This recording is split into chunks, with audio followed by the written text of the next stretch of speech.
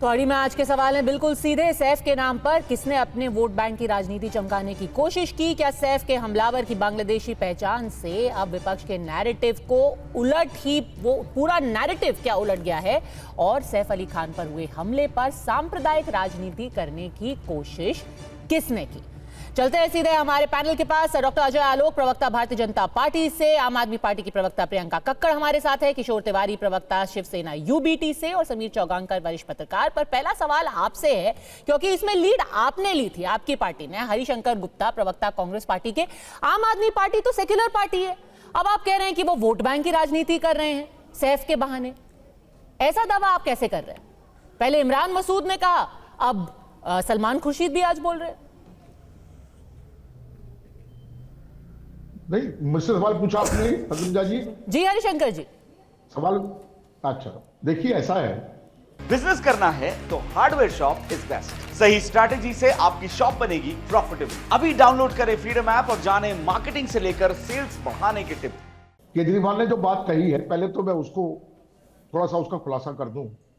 उन्होंने 1 मिनट नहीं लगाया और बयान दे दिया कि देश के अंदर कानून व्यवस्था जो है दुरुस्त नहीं है।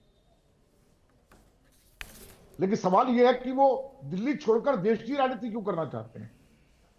भाई, दिल्ली तुमसे संभल नहीं रही। दिल्ली की कानून व्यवस्था ध्वस्त हो चुकी है। और जब आप सरकार में आए थे तो आपने ये जानते हुए कि दिल्ली में लॉ एंड ऑर्डर जो है दिल्ली सरकार के पास नहीं है, बड़े बड़े वायदे कर दिए आपने, कानून व्यवस्था के साथ जुड़कर वायदे कर दिए कि मैं ये कर दूंगा, मैं वो कर दूंगा। अब वो झूठ साबित हो गया।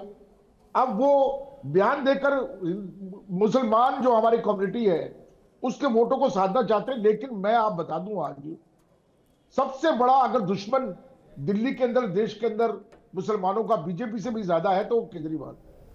उसकी कई वजह हैं।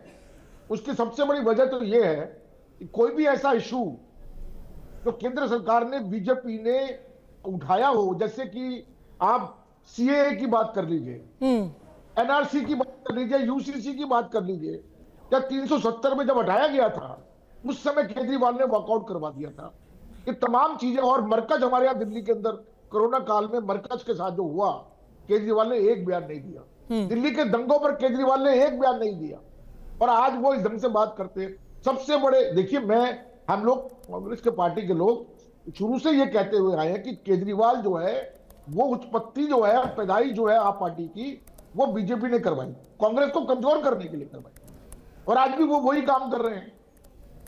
आज भी उनकी फंडिंग जो है, हमारे ऊपर आरोप लगाते हैं कि बीजेपी से पैसा लेके हम कैंडिडेट को लड़वा रहे हैं। नहीं, उस पे तो एक सेकंड आते हैं। ये आप बहुत बड़ी बात कह रहे हैं प्रियंका कक्कड़ जी। देखिए, आज हरिशंकर गुप्ता कह रहे हैं कि मुसलमानों के भाजपा से भी बड़े अगर कोई दुश्मन है तो आम आदमी पार्टी है।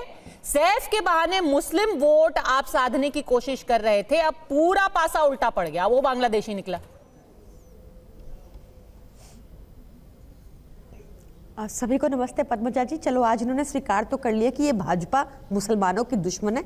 मैं चाहूंगी हर कोई आपकी जो ये डिबेट देख रहा हो उस बात पे गौर करे कि भाजपा ने एडमिट किया है कि वो मुसलमानों की दुश्मन है। भाजपा ने नहीं, हरिशंकर जी कांग्रेस से, आम आदमी पार्टी, वो तो हमेशा से कहते ही है भाजपा के बारे में, बट आज उन्होंने ये रहस्योद्घाटन किया है कि उनके विचार में भाजपा से भी बड़ी दुश्मन आम आदमी पार्टी है। ओके, मेरे को लगा आप कह रही हैं हरीश खुराना जी, मेरे सामने है नहीं तो मैंने उसी हिसाब से जवाब दिया। हरिशंकर देखिए, बार बार अरविंद केजरीवाल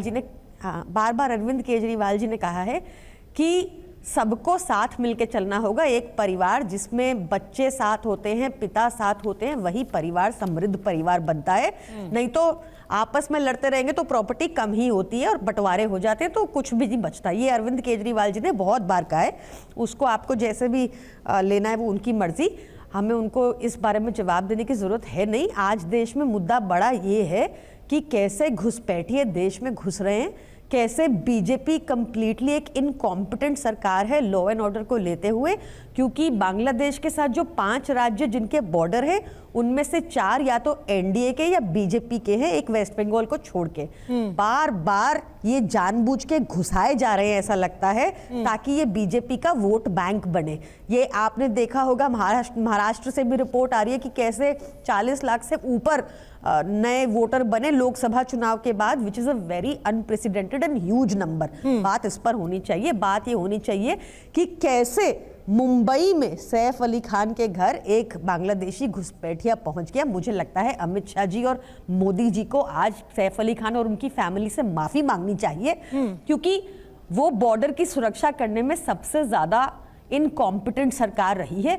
ये बात भी किसी से छुपी नहीं है कि चीन भी लद्दाख के अंदर घुस के 2 गांव बना लिया है। ठीक है। तो ये एकदम इनकॉम्पिटेंट सरकार है। और जहां तक दिल्ली की बात है, हरदीप पुरी जी ने तो सार्वजनिक तौर पे अपना ट्वीट करके बताया कि उन्होंने दिल्ली के बक्करवाला में रोहिंग्या को बसाया है और उस पर पीएमओ को टैग करके बहुत सारे क्लैरिफिकेशन आ चुके हैं। ये कर रही है भाजपा कम से कम सरकार। 10 बार बोल हमारी चुके हैं सिक्योरिटी कि किसी रोहिंग्या को कोई मकान नहीं दिया गया, वो एक ट्वीट था और उस पर डजंट मैटर।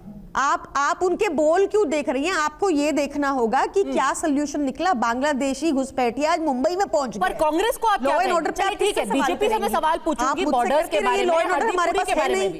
कांग्रेस को क्या बोलेंगी जो कह रहे हैं कि आप लॉ एंड ऑर्डर दिल्ली में भी उन्हीं के पास है, पद्मजा जी।